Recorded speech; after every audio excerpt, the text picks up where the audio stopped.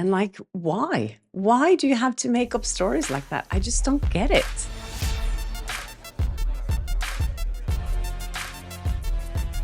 Hi, and welcome to Flawsome Talk. I'm Kjersti Flaa, and here on my channel, I talk about my good and bad experiences in Hollywood, working as an entertainment reporter, and a lot about Blake Lively, as you know. I was going to talk about something else today, but then someone sent me this. Peter, thank you so much for sending me this article from The Guardian. It's basically another hit piece on creators telling the truth. So this reporter, Steve Rose, has interviewed several people who was talking about again how this is the conservative movement and it's anti-feminism to basically not believe Blake Lively. And I just get so upset about this because this to me has nothing to do with politics. And they're always mentioning Candace Owen and Megyn Kelly, saying like, oh, these conservative women are trying to brainwash every woman not to believe other women. It's not the case. I am not political in this space and I can't even vote in America. So for me, it's pointless even to have an agenda about it. And I want everyone here on my channel to come here, even if you're conservative, if you're liberal, whatever your views are. I think a good thing about what has happened is that we can all agree that we don't believe women who are lying. What really annoyed me about this article, though, is that Steve has interviewed someone called Ofi Doki, who's like a modern feminist who has a YouTube channel, and she's using that YouTube channel herself to trash female creators for not having the opinions that she feels everyone should have. She calls herself a modern feminist. What is that? Someone who uses their platform to try and tear down women, who criticize the abuse of power and hypocrisy amongst the elite, which is what I'm doing. I am calling out hypocrisy amongst the powerful people in Hollywood. She's not talking about women in power. She is protecting women in power. And instead, she is going after women just like herself who's trying to make a living from being creators here online. One of her video's thumbnails is a picture of me saying Kjersti Flaa is a mean girl. And then she said Kjersti Flaa in the title, Justin Baldoni's PR plant or mean girl. Blake Lively misogyny slop ends with us. As a side note, she did stream 5 hours of my content, of the videos, of the interviews that I'd worked really hard on throughout my entire career. She streamed it on her platform and monetized it to make money of it. And when I reported her to YouTube for copyright infringement, she sent an email to YouTube saying that, oh, she needs to be protected because this is her livelihood and she's a disabled woman trying to just make a living.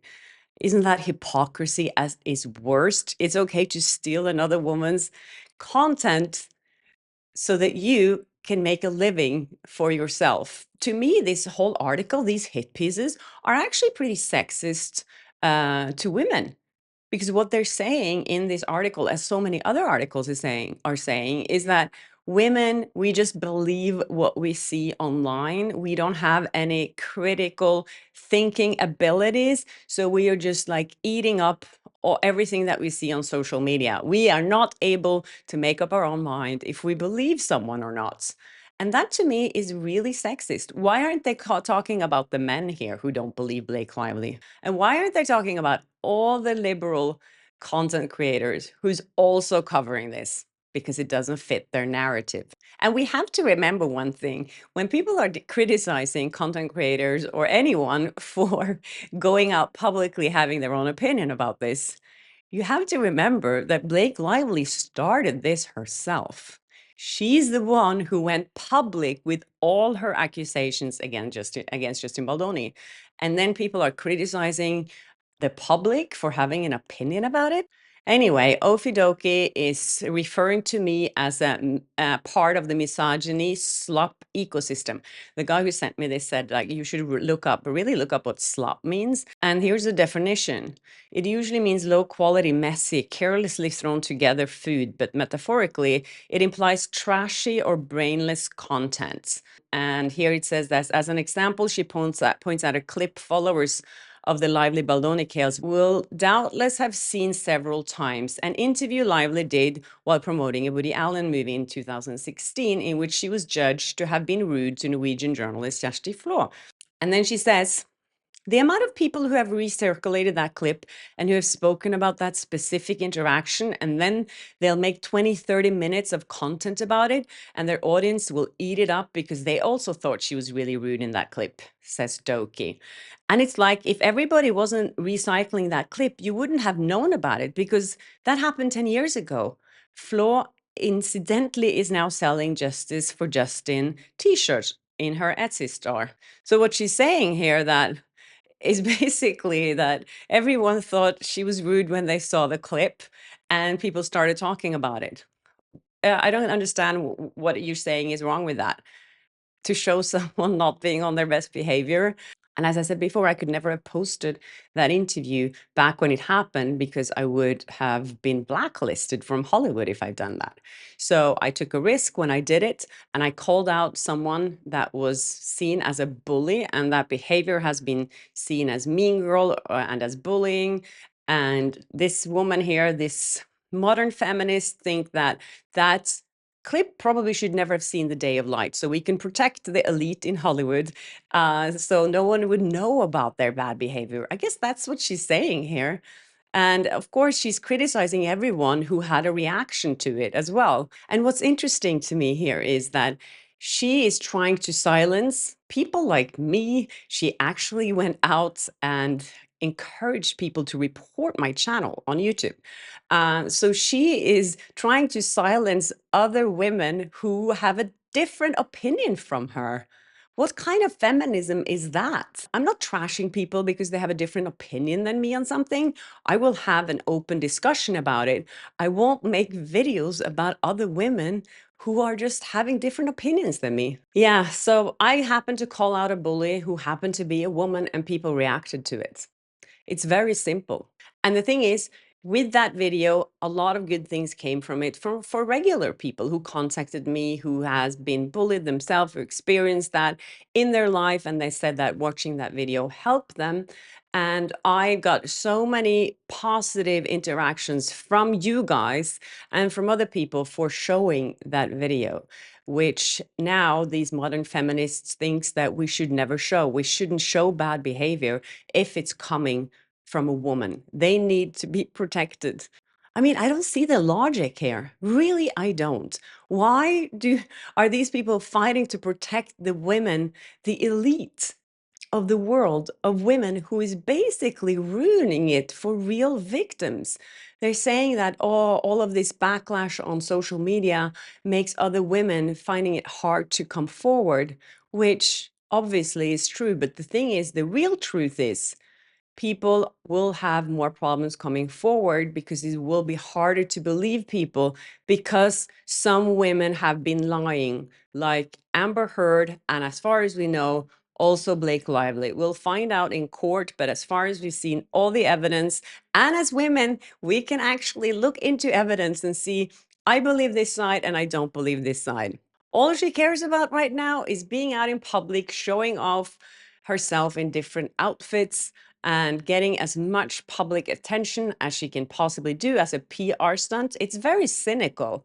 I just don't understand where this is coming from. It really upset me to see things like that. And I've received so many emails from, women that are older than me that were part of the feminist movement back in the day, that fought for equal rights, which is what feminism is about. We want the same salary as a man had. We want to be treated equally. It's very simple. And now they're making it into something completely different, that we should believe all women, that we should never think that a woman can be lying. Is that what we're supposed to believe now? I just don't get it. Anyways, some other amazing female creators out there have discovered some more stuff that I wanted to talk about in this episode. One of the things that's been talked about a lot on social media lately is the fact that Blake Lively was on Seth Meyers, and she talked about how her daughter was born on the same day as Napoleon Bonaparte and Jennifer Lawrence. I think Elsie was the first one who mentioned this and figured out that none of Blake Lively and Ryan Reynolds' children are born on August 15th. According to the Googler, the four kids' birthday, James is December 16th, Inez is September 30th, Betty is October 4th, and Alan is February 12th. So how exactly do your kids, any of your kids, share a birthday with Jennifer Lawrence and Napoleon? Elsie's amazing. You should follow her.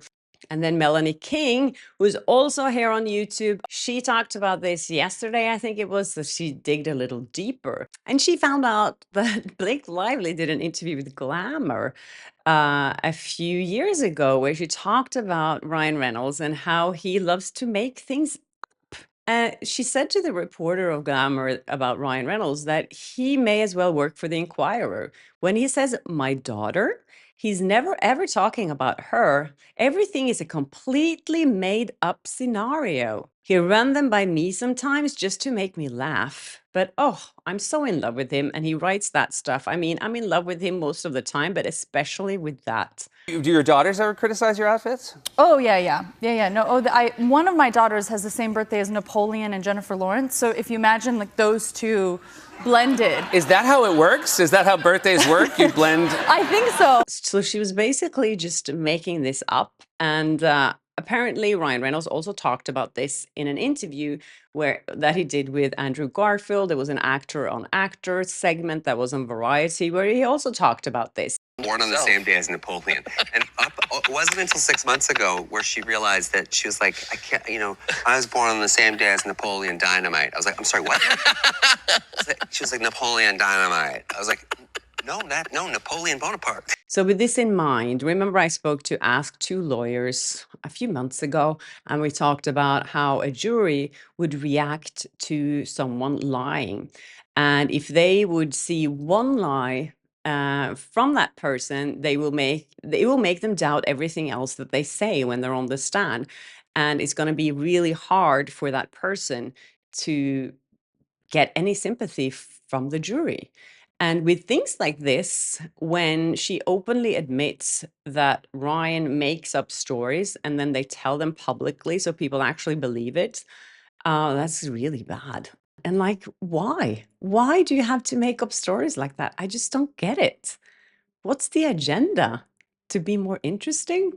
Also, I was going to talk about the Met Gala, but everyone says it was so boring. And I looked through some of the photos and I was like, yeah, it wasn't anything interesting happening there. It was just about the people who wasn't invited and some people who broke the rules and took selfies. I think Megan Stallion did and some others. So she's probably not going to be invited back by Anna Wintour. I think the only person who actually got some good feedback on her outfit was Zendaya. She looked amazing.